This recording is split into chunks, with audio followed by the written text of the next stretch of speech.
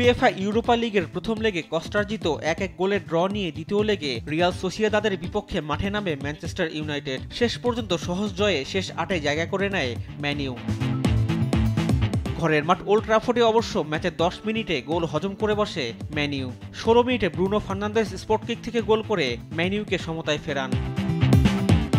বিরতির পর 50 মিনিটের মাথায় আবারও স্পট কিক থেকে ফার্নান্দেজের গোলে লিড নেয় রেড ডেভিলসরা। এরপর 87 মিনিটে গোল করে হ্যাট্রিক পূরণ করেন ফার্নান্দেজ। 91 মিনিটে ডিয়েগো ডালট গোল করলে 4-1 গোলে জয় পায় ম্যান ইউ। 2 লেগ মিলিয়ে ম্যান ইউর জয় 5-2 গোলের।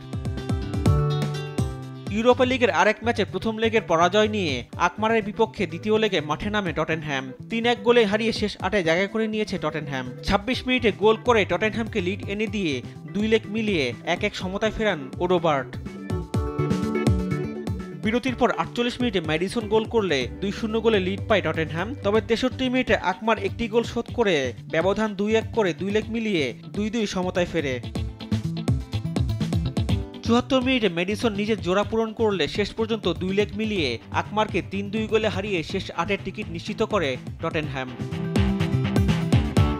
এদিকে উয়েফা কনফারেন্স লিগে শেষ 16 দ্বিতীয় লেগে কিয়েরনানের একমাত্র গোলে কোপেনহেগেনকে হারিয়ে শেষ 8-এ উঠেছে চেলসি।